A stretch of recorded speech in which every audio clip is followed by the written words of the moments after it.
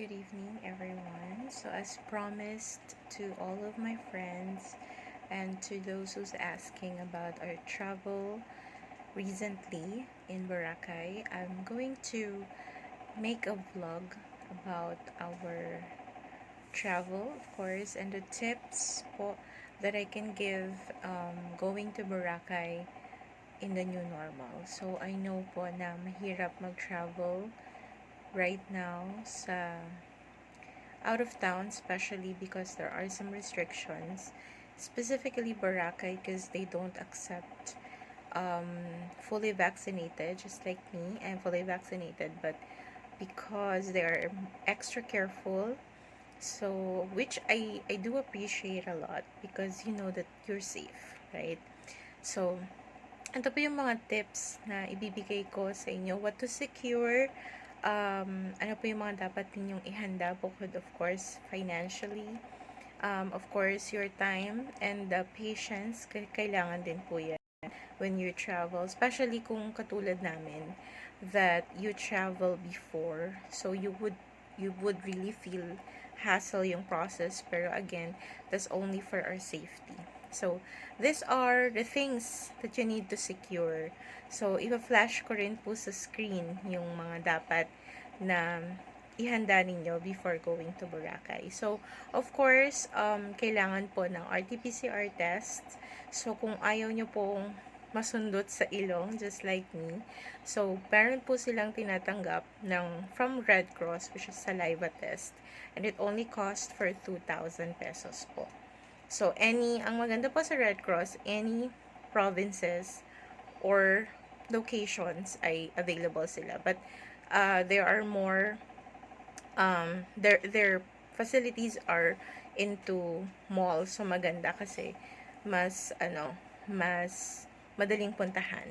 Okay? And, of course, you need airline ticket kasi hihingin po yan pagka fill up ka na ng S-Pass, and for your QR code also with the health declaration. So you need airline ticket, that dapat po yung back and forth, okay? And of course, you need hotel voucher. So kung saan po kayo mag-stay at kung ilang days po kayo doon. So yun po. Lahat ng guests, so if you're with family, or katulad namin, I'm just with my husband, so kailangan po na pareho nyong i-declare yun. Pareho rin po kayong mag-fill up ng form. Okay? So, for me lang naman po, meron kasi mga travelers na DIY, they like to book on their own. So, okay lang po yun. But if you don't have enough time, just like, kasi I'm working for summer, so, and my husband is also busy at work, so you can actually get travel agency, which I did, okay, which was of course a recommendation from a good friend of mine. So so yun, you secure you need to ask help from a travel agency. And the travel agency I actually got, lilink ko po yung kanyang page doon sa description box. Okay? Or if-flash ko po sa screen. Okay? Yung kanyang travel page. Travel agency. Okay? Maybe you would like to consider. But again, it's not a mandatory naman to get a travel agency. But for less hassle, na sila na kasi po yung tutulong din sa'yo to submit everything. So, meron ka lang i-fill up, tapos the rest would be sa kanila na. So, you get or seek help from a travel agency. And what I got is really good kasi he is so hands-on, okay, and up to the last minute, he keeps on answering all my questions kahit sobrang gabi na. So, yun. You can seek, but again, you can do DIY as well. Okay, what else do you need? Okay, so, let's move to the tips. Yan, pasensya na kasi it's my first time to vlog. So, meron pa akong dito, guide, kung ano yung mga sasabihin ko. So, tip number 1, yan, magdala po kayo ng printed copy ng lahat ng mga dapat nyong i-secure, which is health declaration, yung hotel voucher, maganda kung meron na, kasi para pag pag tiningnan or hinanap, you can actually just show it, especially kung mag-check-in ka. Tapos, of course, the airline ticket, para pagpunta po ng airport, ipapakita mo lang siya, mas easy access ka na. Another po, tsaka mas madali ka nilang i-assist. Now, another po is health declaration. Yun yung importante kasi nandoon yung code, yung QR code nyo as a tourist. So, importante i-secure yun kasi from time to time, hinahanap po talaga siya. Especially sa mga transfers. Meron pong 3 transfer. So, from the airport, transfer papuntang jetty. So, hahanapin yun. Ganun din from jetty, pagbaba mo, papunta ng pagsakay naman ulit na pagbaba, yung Coast Guard sometimes they ask for the health declaration. So, yon, you have to print it out, especially backup yon. You should have a backup copy as well sa cellphone. Pero once malobat ang cellphone, maganda na may printed copy ka. So, maganda na yung handa, no? And Girl Scout tayo. Okay, and another thing that you need to secure is your RT-PCR test. Of course, a negative na result. Okay? Para po mabilis na lang yung kasi may pila, obviously. So, para mabilis na lang yung process for you, no more waiting time, long queue. So, naka-ready na po lahat. And valid ID, don't forget. Especially kung ano yung dineclare nyo sa health declaration, yun din po yung dalhin nyo na valid ID. Okay? So, yun po. Yung mga dapat nyong secure with you. Do not forget it. Now, kung wala naman po kayong pang-print, okay lang po. Pwedeng sa cellphone. But, you know, maganda kasi that you have another copy in case na magkaroon ng problem with your cellphone. Okay? Now, also, don't forget that's tip 1 and 2. So, again, number 1, bring a printed copy of all those things that you need to secure. Tip number 2, you have to bring your valid ID. And mas maganda na ilagay mo siya dun sa mas madali or accessible for you. Huwag na ilagay sa loob ng maleta. Okay, sa mga body bag or pocket para mas madali. Okay, and tip, of course, sa pocket, make sure na hindi siya mahuhulog kasi valid ID yun. Tip number 3, mas maganda, ako kasi I bought sa Shopee, I guess, na yung disabit na alcohol. Maganda, easy access din yung alcohol and wipes kasi marami kayong pagdadaanan, pipirmahan, susulatan. So, you know, again, with the pandemic that we have right now, mas maganda na yung handa ka. Medyo maarte lang, no? Pero vain lang, pero that's how it is right now. So, nag-iingat lang po tayo.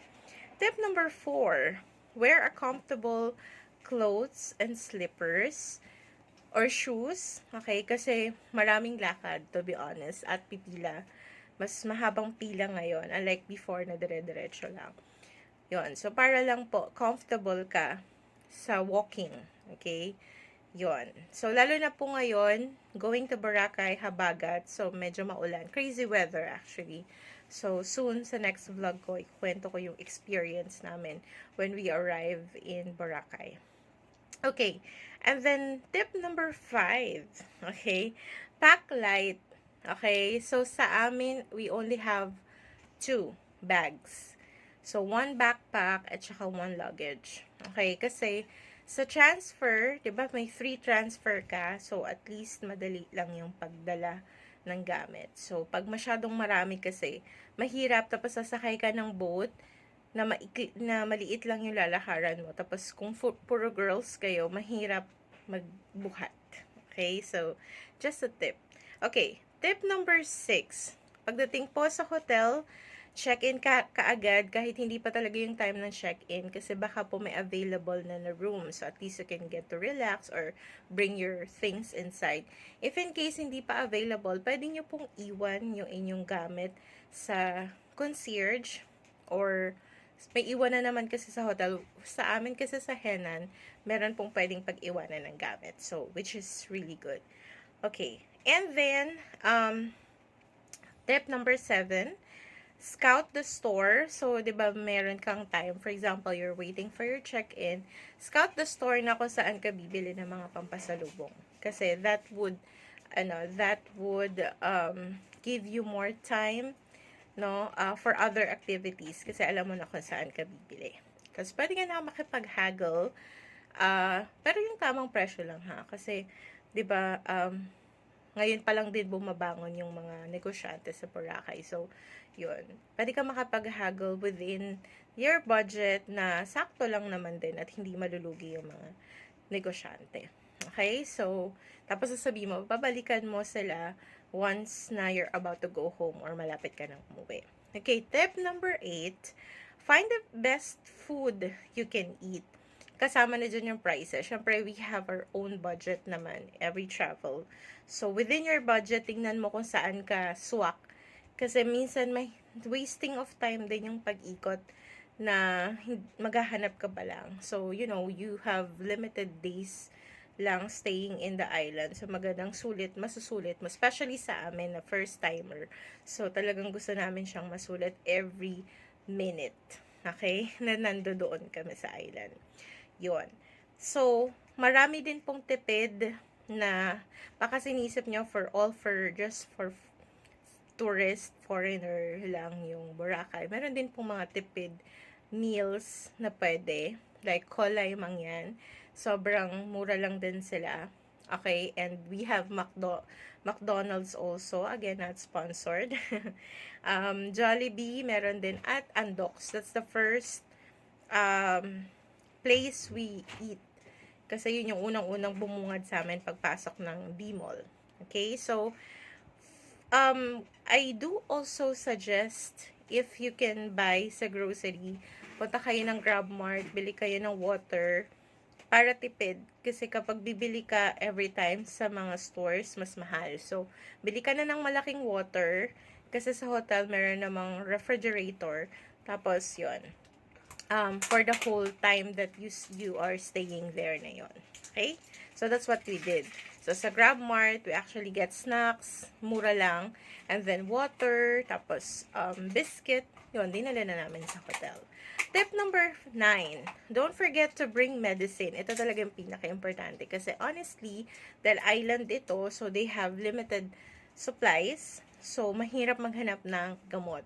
So, para sa yung gamot, in case, especially right now sa Boracay po, is crazy weather, uulan na araw, okay, so, yung ulan pa sobrang lakas, so, wala kang hindi ka nag-expect kasi akala mo hindi naman uulan, tapos maulanan ka, so, you know, it's good that you're ready, so, bring medicine, so, ano yung mga pwedeng dalhin, paracetamol, ako, diatabs, kasi baka sumakit yung shan, mefenamic para sa sakit ng katawan. And of course, kung buhin man, siponin, Solmux, tusiran, so yun po, yung mga possible. So maganda na may baon na kayo para once na may naramdaman ka na, 'di ba?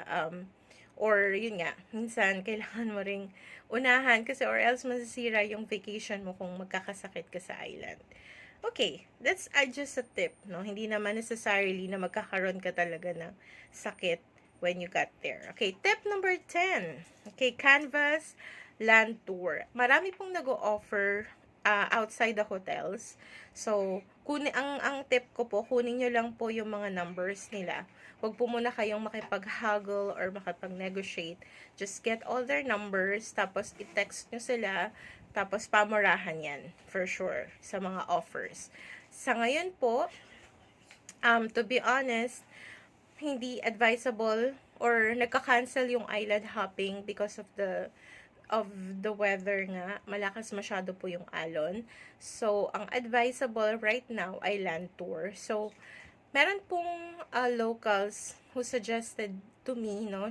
She messaged me and I'm so thankful of her kasi I got an idea. So, that's another tipid tips. You can just hire at e-trike, no? So, usually daw 200 to 250 papunta. So, pwedeng 500 balikan.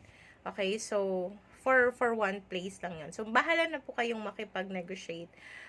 Pwede nyo pong puntahan yung dalawang beach na hindi po maalon. So, one is the New Coast And the other one is ILIG-ILIGAN Beach. Talagang walang alon.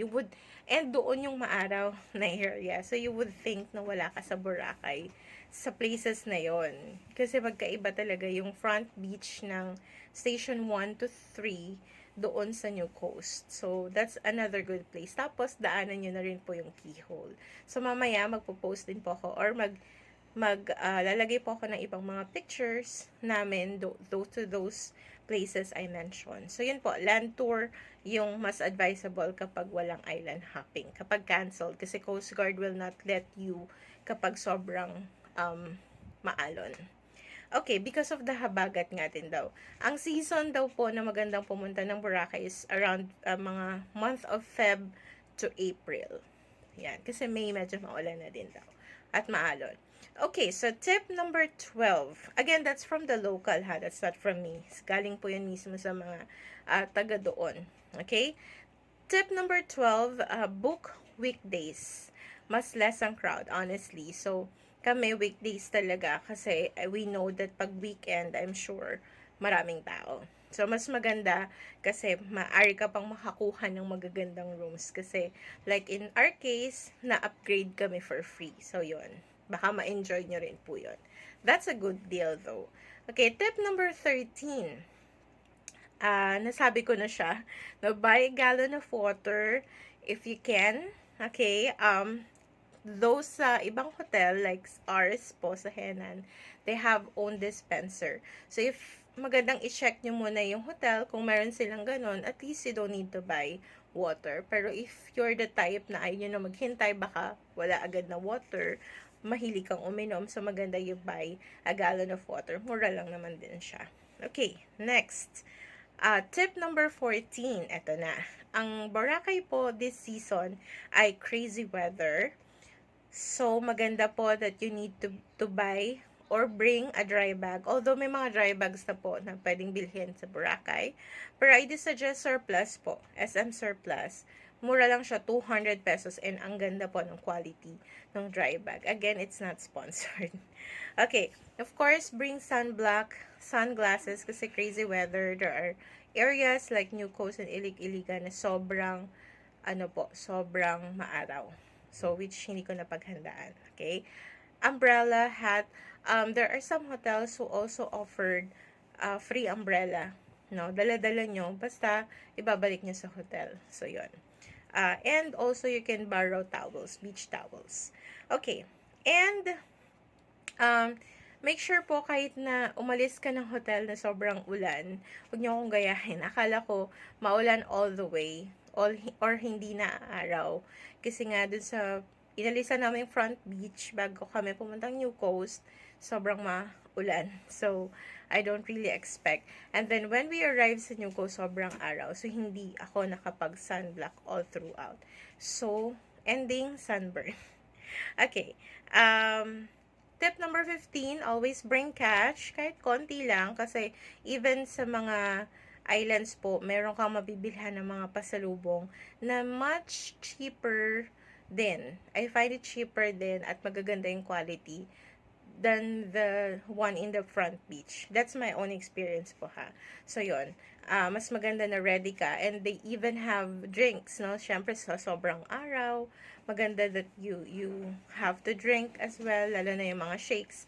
Yun, so be ready with that. So bring small amount of cash. Okay? Tip number 16, if vegetarian, of course, may mga eatery around. So, yun po yung sinasabi ko na maganda na mag-scout ka ng mga places na mura yung kainan. So, yun po.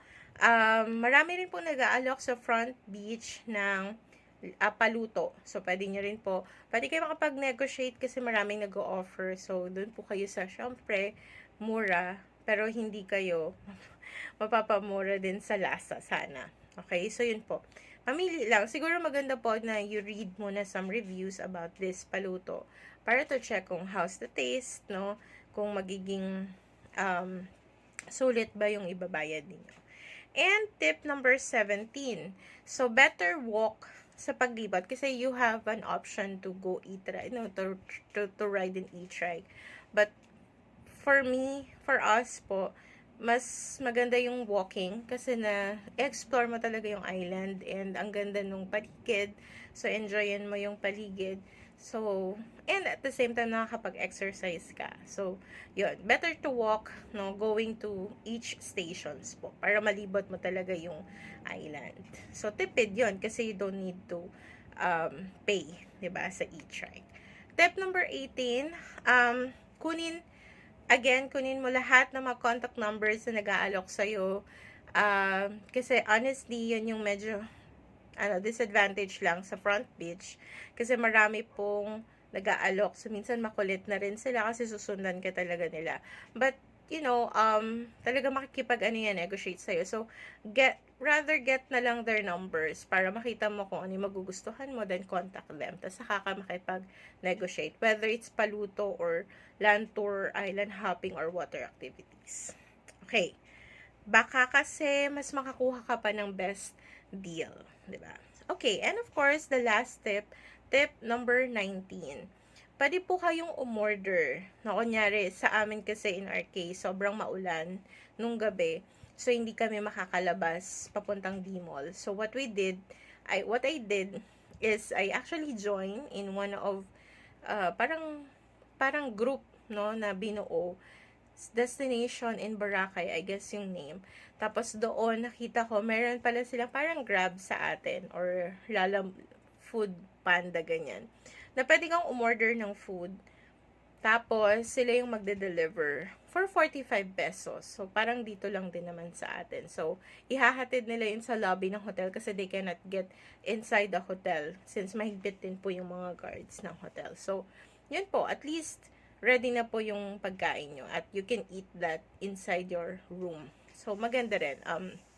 At least less hassle for you going to the place, especially na maulan nga po sa Boracay ngayon. So, yun po.